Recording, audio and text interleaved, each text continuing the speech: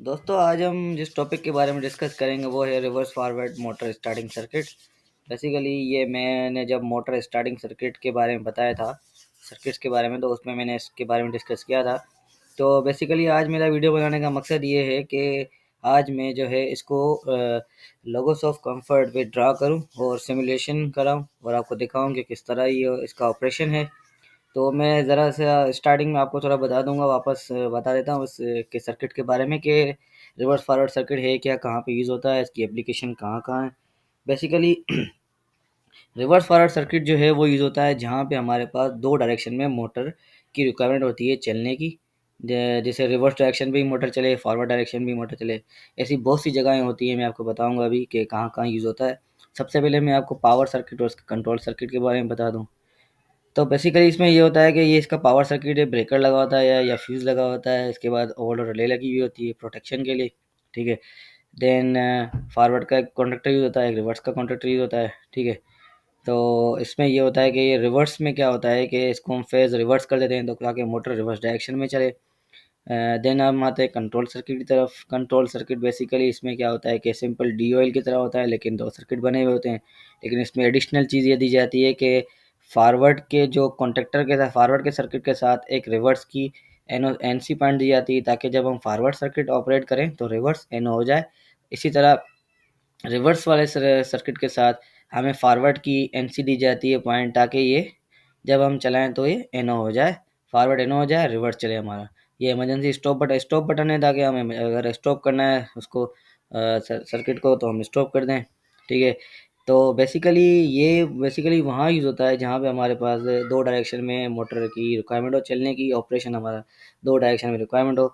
Basically इसमें क्या होता है, ये बेसिकली यूज़ होता है जहाँ पे हमारे पास कन्वेयर सिस्टम वगैरह में डिफरेंट मैन्युफैक्चरिंग इंडस्ट्रीज़ होती हैं जहाँ पे कन्वेयर सिस्टम लगा होता है, वो हमें रिवर्स और फॉरवर्ड दोनों डायरेक्शन में चलाना होता है, तो वहाँ पे यूज़ होता है। होइस्टिंग एंड लिफ्टिंग इक्विपमेंट्स वगैरह जहाँ हम उठाते हैं, जहाँ पे क्रेन्स वगैरह होती हैं, उसमें क्या होइस्ट और लिफ्टिंग, अगर एक जगह से दूसरी जगह सामान शिफ्ट करना होता है तो वो अप एंड डाउन डायरेक्शन में चलती हैं, रिवर्स और फॉरवर्ड डायरेक्शन में, तो वहाँ पे यूज़ होता है। कई जगह पे पंप्स और फैन इस तरह के लगे हुए होते हैं जहाँ पे हमें दोनों डायरेक्शन में हमें जो है पंप चलाना होता है, तो वहाँ पे भी यूज़ होता है। ब्लॉकेज वगैरह क्लियरेंस करने के लिए हम रिवर्स डायरेक्शन में पंप को चलाते हैं, तो वहाँ पे मशीनिंग टूल्स वगैरह में लेथ मशीन वगैरह, ड्रिल मशीन वगैरह, उसमें भी हमें रिवर्स फॉरवर्ड डायरेक्शन की रिक्वायरमेंट होती है, तो वहाँ पे भी होता है। तो ये है कि मिक्सिंग वगैरह के लिए हमारे पास रोलिंग मिल्स वगैरह, क्रशर वगैरह के लिए, टेक्सटाइल इंडस्ट्रीज वगैरह में यूज़ होता है। तो ऑटोमोटिव एप्लीकेशन वगैरह में भी काफ़ी जगह पे रिवर्स फॉरवर्ड सर्किट यूज़ होता है।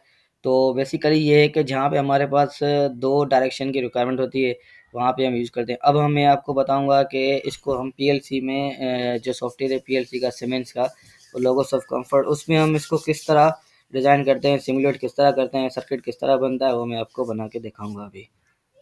अच्छा, तो दोस्तों अभी हम क्या करेंगे कि रिवर्स फॉरवर्ड सर्किट को हम लोगोस ऑफ कंफर्ट सॉफ्टवेयर में बनाएंगे। किस तरह बनाते हैं, सिमुलेट किस तरह करते हैं, मैं आपको बताऊंगा सिंपल। तो इसमें क्या होता है, सबसे पहले हम क्या करते हैं, एक ब्रेक पॉइंट लेते हैं स्टॉप बटन के लिए, ठीक है। इसको इनपुट 1 का नाम दे देते हैं हम, इसको एंटर करते हैं, ठीक है। देन हम आते हैं एक NO पॉइंट लेते हैं, इनपुट 2 का नाम देते हैं इसको, ठीक है। इसके बाद हम क्या करते हैं कि एक रिले कॉइल लेते हैं, हमको फॉरवर्ड का कॉन्टेक्टर पॉइंट आ गई, ठीक है। सर एक रिवर्स के लिए हम कॉन्टेक्टर दे देते हैं, ठीक है। देन हम क्या करते हैं कि एक ब्रेक कॉन्टेक्ट लेते हैं, इसका हम नाम देते हैं Q2 का, आउटपुट 2 का, मतलब ये आ गया हमारे पास रिवर्स का NC, ठीक है। जिस तरह मैंने आपको सर्किट में बताया, इसी तरह हमें एक फॉरवर्ड का NC भी चाहिए होगा यहाँ पे रिवर्स के कॉन्टेक्टर के साथ। Q1 आ गया, ठीक है, सिंपल आ गया हमारे पास। देन हम क्या करेंगे, इसको कनेक्ट करेंगे, इसको बस के साथ कनेक्ट करेंगे इसको। ये हमारा आ गया स्टार्ट पुश बटन। देन हम आ गया इसका यहाँ पे ये। अच्छा, देन हमें क्या है कि इसमें एक चीज़ की कमी है, लैचिंग की। हमें लैचिंग देनी पड़ेगी, इसको एक मैक कॉन्टेक्ट देना पड़ेगा, इसको Q1 का फॉरवर्ड का लैचिंग देना पड़ेगा, क्योंकि जब हम चलाएं तो वो हमें पुश बटन दबाने की ज़रूरत ना पड़े, एक बार दबाएं और वो चल जाए, ठीक है। तो इसको हम कनेक्ट करते हैं इसके साथ। सेम इसी तरह हम एक ब्रेक कॉन्टेक्ट लेते हैं इसके साथ, इसको हम इनपुट 3 का नाम देते हैं। देन हम एक ये ब्रेक कॉन्टेक्ट मैक कॉन्टेक्ट लिया था, अभी हम ब्रेक लेते हैं, ब्रेक को यहाँ रखते हैं, इसको इनपुट 4 का नाम देते हैं, ठीक है। इसको यहाँ से कनेक्ट कर देंगे हम यहाँ पे, इसको यहाँ रख देते हैं। इसी तरह ये आ गया कनेक्ट, इससे हो गया, ये इससे कनेक्ट हो गया, देन इससे कनेक्ट हो गया, ये हमने कॉल। अभी इसको भी हम एक जो है मैक कॉन्टेक्ट दे देंगे रिवर्स के कॉन्टेक्टर के साथ, ठीक है। Q2 का नाम दे देंगे इसको हम कनेक्ट कर देंगे सिंपल यहाँ पे, इसको सिंपल इसके साथ कनेक्ट कर देंगे, ठीक है। अगर हम इसको नाम भी दे सकते हैं कि मिसाल ये है, हम इसको कमेंट करके नाम दे सकते हैं कि ये है फॉरवर्ड का FWD, ठीक है। ओके करेंगे, फॉरवर्ड हो गया। इसको हम नाम दे देंगे रिवर्स का, REV कर देते हैं, ये हो गया रिवर्स का। इस तरह इस पर भी नाम आ गया फॉरवर्ड रिवर्स के, ठीक है। इसको हम स्टॉप पुश बटन दे देते हैं, स्टॉप फॉरवर्ड, ठीक है। इसको हम नाम देते हैं स्टॉप रिवर्स का, ठीक है। देन इसको हम स्टार्ट फॉरवर्ड कर देते हैं,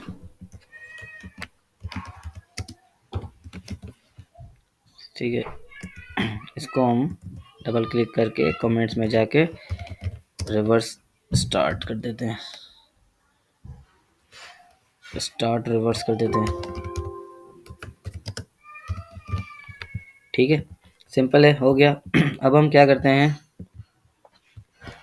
कि इसको हम जाके टूल में जाके सिमुलेशन का बटन दबा दें। अच्छा, ये जो हमने जो रिवर्स में जो हमने फॉरवर्ड का इसमें फॉरवर्ड में जो हमने रिवर्स का जो NC दिया है और रिवर्स सर्किट में फॉरवर्ड का, इसका मतलब ये होता है जब हम फॉरवर्ड डायरेक्शन में चलाएं कॉन्टेक्ट मोटर को तो हमारे रिवर्स में नहीं चले, अगर रिवर्स में चलाते हैं तो फॉरवर्ड में नहीं चले। अब ये कैसे होगा मैं आपको बताता हूँ। सिंपल हम क्या करेंगे कि इसको प्ले करेंगे, सिमुलेशन स्टार्ट करेंगे। अभी सप्लाई यहाँ तक आ रही है, हमने अभी कोई पुश बटन प्रेस नहीं किया तो सप्लाई आ गई। जैसे मैंने I2 दबाऊंगा स्टार्ट का, I2 दबाऊंगा स्टार्ट का, फॉरवर्ड दबाऊंगा फॉरवर्ड बटन स्टार्ट का, तो हमारी सप्लाई आगे चली जाएगी, ठीक है। अगर मैं इधर क्योंकि ये रिवर्स NC से NO हो गया या सप्लाई गई है इसमें, ठीक है ना। रिवर्स कॉइल इसका NO हुआ, ये रिवर्स को चलने नहीं देगा। अगर मैं मिसाल के तौर I3 दबाता हूँ स्टार्ट का जो रिवर्स का बटन है, तो ये सर्किट नहीं चलेगा, यहाँ आके सप्लाई रुक जाएगी फॉरवर्ड पे, क्योंकि ये इसको सप्लाई कॉन्ट्रैक्टर को ऑपरेट करेगी नहीं। मोटर एक डायरेक्शन में चल रही है क्योंकि ये हमने इसको इंटरलॉकिंग दी है इसकी कि इस तरह के अगर फॉरवर्ड चलाएं तो रिवर्स ना चले, रिवर्स चलाएं तो फॉरवर्ड ना चले, ठीक है, सिंपल। अच्छा, हम क्या करेंगे, ये सर्किट चल रहा है, इसको हम I1 दबाएंगे, स्टॉप करेंगे सर्किट को, ठीक है। देन हम अगर हमें रिवर्स चलाना है तो हम सिंपल क्या करेंगे, अभी हम I3 प्रेस करेंगे तो रिवर्स चलेगा। देखें ये Q2 ऑपरेट हो गया है, यहाँ पे हमारी मोटर रिवर्स डायरेक्शन में चल रही है। अगर मीनवाइल हम अगर I2 दबाएंगे तो नहीं चलेगी, सिंपल यहाँ आकर रुक जाएगा। वही वाला तरीका, वही जो हमने पहले देखा कि अभी मोटर रिवर्स में चल रही तो उसको फॉरवर्ड में चलने नहीं देगी, सिंपल। तो हम क्या करेंगे, इसको स्टॉप करेंगे I4 से, देन I3 से स्टॉप करेंगे, इसको मिटा देंगे। ये है simple circuit, reverse forward motor starting circuit. अगर इसमें आपका कोई सवाल हो, कोई चीज़ समझ ना आई हो, सिंपल है, इसमें इतनी कोई बड़ी बात नहीं है, ये बिल्कुल सिंपल सर्किट है। यहाँ पे मोटर्स जहाँ हमें 2 डायरेक्शन में चाहिए होती है, मोटर चलानी होती है, वहाँ पे ये सर्किट इस्तेमाल होता है, ठीक है। दोस्तों, अगर आपका कोई सवाल हो तो फिर आप मुझसे कमेंट सेक्शन में पूछ सकते हैं, ठीक है। तो अगर वीडियो अच्छी लगी हो तो लाइक कमेंट और सब्सक्राइब कर दीजिएगा, शुक्रिया।